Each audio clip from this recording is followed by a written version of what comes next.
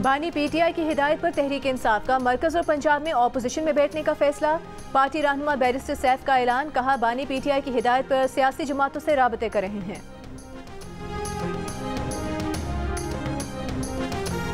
इंतखाबी नताइज में मुबैना धांधली के खिलाफ जीडीए का जामशोरो इंटरचेंज पर धरना। पीर पगारा ने कहा कि इलेक्शन का नतीजा 2 से 2.5 माह पहले बिक चुका था, पेमेंट भी हो चुकी थी। जीतने वाला सर पकड़कर बैठा है, हारने वाला सड़कों पर है। फैसला करने वालों को सोचना होगा कि उनके साथ कौमी सतह का कोई है। जीडीए ने जलसा नहीं मुरीदों का इज्तिमा किया। पीपल्स पार्टी का जीडीए के धरने पर रद्द-ए-अमल। प्रेस कॉन्फ्रेंस में शर्जील मेमन ने कहा कि पीपल्स पार्टी के मुखालिफिन को इंतखाबात में बदतरीन शिकस्त हुई। जीडीए या उसके इत्तेहादी किसी एक जिले में कामयाब न हुए। लोग अंधे और बेवकूफ नहीं।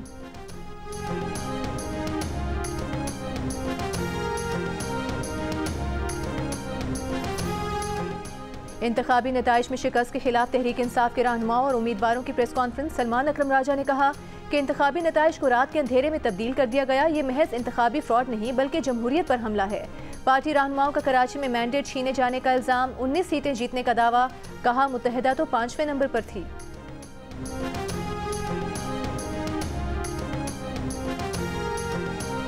इलेक्शन धांधली ज़दा है। तहरीक इंसाफ के वफ्द और मौलाना फजल रहमान की मुलाकात में इत्तेफाक। दोनों जमातों का मुज़ाकराती अमल आगे बढ़ाने का फैसला। धांधली और आइंदा लाहे अमल से मुताल्लिक़ तजावीज़ के लिए कमेटी तश्कील दी जाएगी।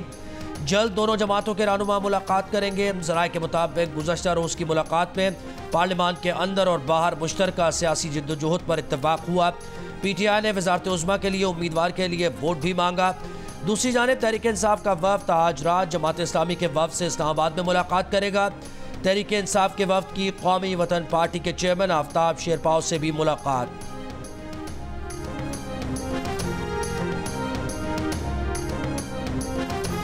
उन्होंने अमेरिका के हवाले से ख़ास तौर पर पैगाम दिया है। अमेरिका की तरफ से जिस किस्म का बयान आया है उसमें मज़ीद वज़न डालना चाहिए, उसमें मज़ीद स्ट्रेस होना चाहिए कि पाकिस्तान में जो इलेक्शन हुआ है और उसके अंदर जो धांधलियाँ हुई हैं, जो बद इंतज़ामी का मुजाहरा किया गया है और पाकिस्तान तहरीक इंसाफ को जिस तरह से मुख्तलिफ हरबों के ज़रिए इलेक्शन प्रोसेस से आउट करने की कोशिश की गई है, उसकी मज़म्मत और उसके हवाले से आवाज़ उठाना, ये अमेरिका का जो फ़र्ज़ बनता है वो फ़र्ज़ अमेरिका ने उस तरह से पूरा नहीं किया।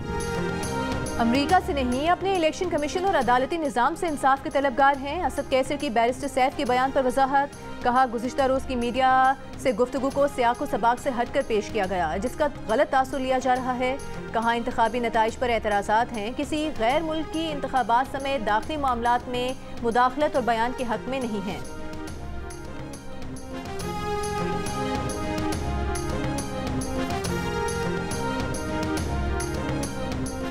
जीडीए ने जलसा नहीं मुरीदों का इज्तिमा किया। पीपल्स पार्टी का जीडीए के धरने पर रद्द-ए-अमल। प्रेस कॉन्फ्रेंस में शर्जील मेमन ने कहा कि पीपल्स पार्टी के मुखालिफिन को इंतखाबात में बदतरीन शिकस्त हुई। जीडीए या उसके इत्तेहादी किसी एक ज़िले में कामयाब नहीं हुए। लोग अंधे और बेवकूफ़ नहीं। सिंध में जीडीए इत्तेहाद पीपल्स पार्टी की मुखालिफत में बना। ये इत्तेहाद हर इलेक्शन में बनता है।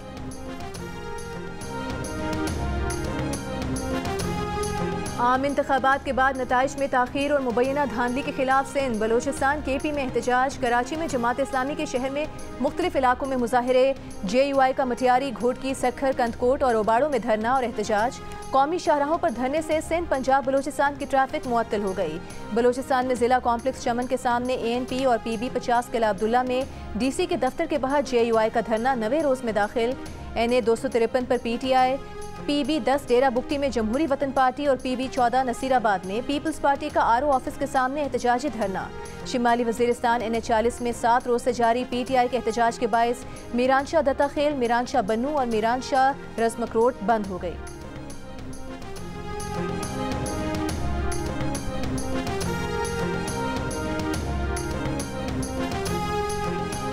रहनुमा नून लीग ख्वाजा साद रफ़ीक कहते हैं कि वफाक में हुकूमत साजी के लिए मौलाना फजल रहमान साहब के बाद PTI बहुत जल्द जरदारी साहब के दर दौलत पर हाजिरी देकर एक और यू टर्न लेगी। सियासी बिगाड़ और रस्साकशी के सबसे बड़े बेनिफिशरी और जिम्मेदार खुद बानी PTI हैं। PTI ने मौलाना की बहुत तज़हीक की। हर कही बात मुंह पर ही आती है, उतना ही कहा जाए जितना बर्दाश्त कर सकें। वज़ारत उज़्मा के लिए PTI के नामजद उम्मीदवार उमर अयूब को 24 मुकदमात में 1 माह के लिए हिफाजती जमानत मिल गई। पेशावर हाई कोर्ट का उमर अयूब को 1 माह में मुतालिका अदालतों में पेशी का हुक्म। मीडिया से गुफ्तगू में उमर अयूब ने कहा कि हमारे पास हुकूमत बनाने के लिए मतलूबा तादाद मौजूद है। विफाक में हुकूमत साजी के लिए नून लीग और पीपल्स पार्टी के साथ इत्तेहाद नहीं होगा। खैबर पख्तूनख्वा में हुकूमत साजी के लिए JUI फेज से इत्तेहाद पर कोई बात नहीं हुई। KP में अकेले भी हुकूमत बना सकते हैं।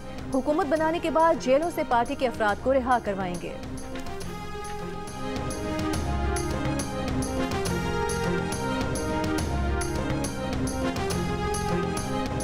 इलेक्शन कमीशन ने NA-15 मानसेरा की रिटर्निंग ऑफिसर हाजरा समी को तब्दील करके जाकिर जदून को नया रिटर्निंग ऑफिसर तैनात कर दिया। इस हल्के से साबिक वज़ीर आज़म नवाज शरीफ ने इलेक्शन लड़ा था। यहाँ राजा गस्तासब को कामयाबी मिली थी। राजा गस्तासब की कामयाबी को नवाज शरीफ की जानिब से चैलेंज किया गया है।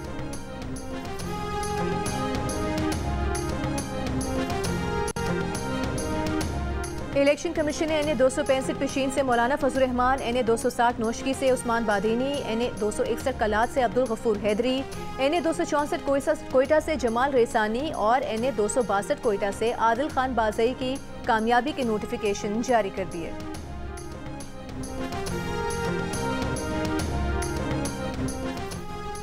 सिंध का वज़ीर आला कौन होगा? मुशावरत आज होगी। पीपल्स पार्टी की क़यादत इस्लामाबाद से कराची पहुंच गई। वज़ीर आला के लिए नाम आसिफ जरदारी, बिलावल भुट्टो और फैयाल तारपुर की मुशावरत से दिया जाएगा।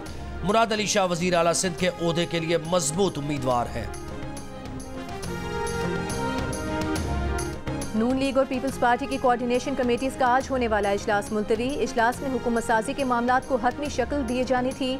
इजलास नून लीग की कमेटी की अपनी क़यादत से मुशावरत के बायस मुलतवी हुआ। मुश्तरका इजलास अब कल होगा।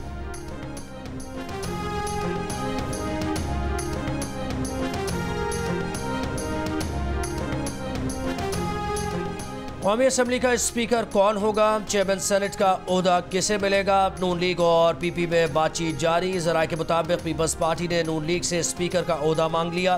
पीपल्स पार्टी के यूसुफ रजा गिलानी और राजा परवेज अशरफ स्पीकर के ओहदे के उम्मीदवार हैं। वज़ीर ख़जाना ना बनने की सूरत में सागदार या फिर आज़म नज़ीर तारड़ चेयरमैन सेनेट होंगे। हज़ारा डिवीज़न से नून लीग के कामयाब उम्मीदवार सरदार मोहम्मद यूसुफ को डिप्टी स्पीकर कौमी असम्बली बनाए जाने का इम्कान। डिप्टी चेयरमैन का ओहदा बलूचिस्तान से ताल्लुक़ रखने वाले सेनेटर्स को मिलने का इम्कान है। बानी PTI के साइफर और तोशाखाना केस में सजा के खिलाफ इस्लामाबाद हाई कोर्ट में अपीलें दायर। फैसले कलअदम करार देने की इस्तदा। बानी PTI की हतमी फैसले तक सजा मुअत्तल करके रिहाई की अलग दरख्वास्त भी दायर कर दी गई। अपीलें समाअत के लिए मुकर्रर करने की इस्तदा। शाह महमूद कुरैशी ने भी साइफर केस का फैसला इस्लामाबाद हाई कोर्ट में चैलेंज कर दिया।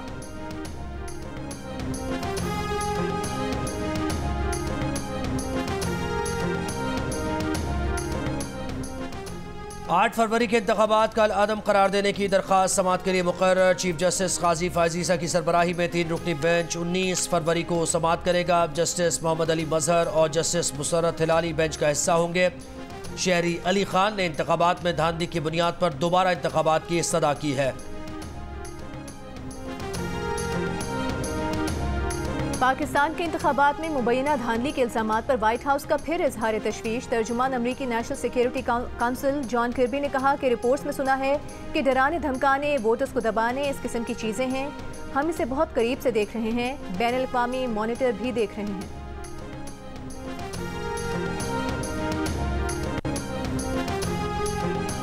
मज़ाहिर नकवी से गुलबर्ग लाहौर का मकान 13 करोड़ में ख़रीदा। 5 करोड़ का एक पे ऑर्डर और 3 करोड़ कैश दिए। 5 करोड़ का एक चेक मज़ाहिर नकवी के कहने पर लाहौर कैंट के मकान की कीमत की मद में चौधरी शहबाज को दिया। सुप्रीम जुडिशल काउंसिल में गवाह सफदर का बयान। चीफ जस्टिस काजी फायजीसा ने कहा लेकिन वो चेक तो निजी हाउसिंग सोसाइटी ने दिया। सफदर ने जवाब दिया कि निजी हाउसिंग सोसाइटी मेरी मकरूज थी, उसने मेरे कहने पर अदायगी चौधरी शहबाज को की। DG federal government employees housing society Zafar Iqbal ने बताया कि मज़ाहिर नकवी ने सरकारी सोसाइटी में 2 प्लॉट और एक अपार्टमेंट लिया। चेयरमैन ने पूछा एक शख्स को 2 प्लॉट कैसे दे दिए। ज़फ़र इकबाल बोले, एक प्लॉट सोसाइटी ने, दूसरा सुप्रीम कोर्ट बार एसोसिएशन ने मज़ाहिर नकवी को दिया। मज़ाहिर नकवी का तीसरा plot supreme court cooperative housing society J17 में है। दौरान समाज चीफ जस्टिस काजी फाइज ईसा ने कहा, सुप्रीम कोर्ट ने काउंसिल की कार्रवाई पर स्टे नहीं दिया। मज़ाहिर नकवी को मालूम होगा यहाँ क्या कार्रवाई हो रही है। वो किसी गवाह पर जिरा करना चाहें या जवाब देना है तो आ सकते हैं।